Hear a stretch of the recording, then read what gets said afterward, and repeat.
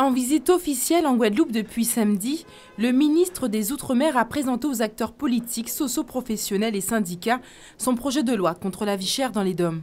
Son objectif, les convaincre que cette loi permettra de diminuer le coût de la vie dans les Outre-mer en s'attaquant aux situations de monopole, notamment dans la grande distribution. Une étape plutôt réussie.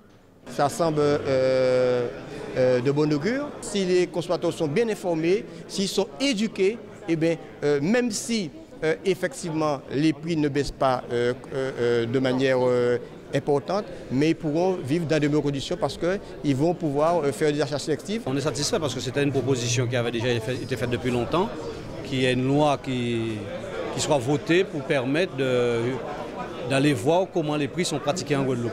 Et ça, notre secteur dans le bâtiment est concerné aussi.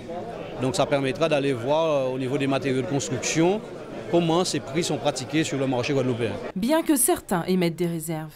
Sur le détail des mesures, nous avons besoin de clarification sur des mesures qui peuvent paraître contre-productives pour l'objectif à atteindre. Notamment, on veut une clarification sur la mesure d'injonction structurelle qui aujourd'hui semble sanctionner la position de leader sur un marché. Je veux dire par là, avant l'injonction structurelle, sanctionnait l'abus de position dominante, l'abus de situation dominante. Dans le texte, on a l'impression que l'injonction structurelle va sanctionner la simple position dominante. Autre volet de cette journée, la réunion avec les syndicats. Écourtée par le ministre, elle n'aura duré qu'une trentaine de minutes, Victorin Lurel ayant quitté la table des discussions pour cause d'échanges infructueux avec les membres du collectif LKP. Mais pour Élie Domotin, ce plan anti-vie chère ne serait qu'une mascarade. Il y a un certain nombre de dispositions qu'il prend dans ça, qu'il a fait croire que c'est nouveau. Par exemple, la possibilité qu'il force les grandes entreprises de céder des surfaces commerciales. Ça très clairement marqué dans le code du commerce, ça a existé, ça a jamais existé. Deuxièmement, il a dit oui, dorénavant les collectivités qui peuvent saisir l'autorité de la concurrence. Ça a jamais existé. Troisièmement, il a dit oui, il peut sanctionner les clauses d'exclusivité. Ça a jamais existé. En effet, ces mesures législatives existent bien d'ores et déjà. La vraie question est de savoir si la loi de Victorin Lurel renforcera l'existant et dans quelle mesure. Impossible d'en connaître les détails à ce stade, le projet de loi contre la vie chère étant à l'étape de consultation. Au cœur de cette réunion, un autre dossier brûlant était à l'ordre du jour, celui du coût de l'essence.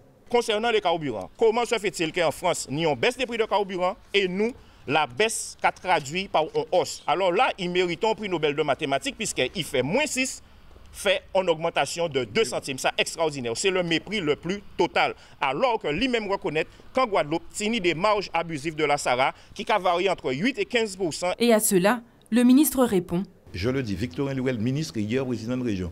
Je le dis très clairement. Donc je n'ai pas attendu que des gens viennent me donner des leçons sur la base de rumeurs et de subjectivité. Les marges nous paraissent trop importantes dans un secteur à monopole. Et je répète que je n'ai attendu personne pour dire qu'on va modifier le décret.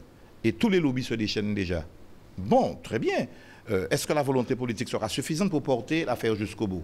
Effectivement, si on n'est pas soutenu, et si la pédagogie n'est pas faite, y compris par l'univers de la communication, eh bien oui, on ne va jamais arriver à convaincre. Et du soutien, Victorin Lurel devrait en avoir, notamment du gouvernement, qui se passerait également de l'échec de cette loi au Parlement.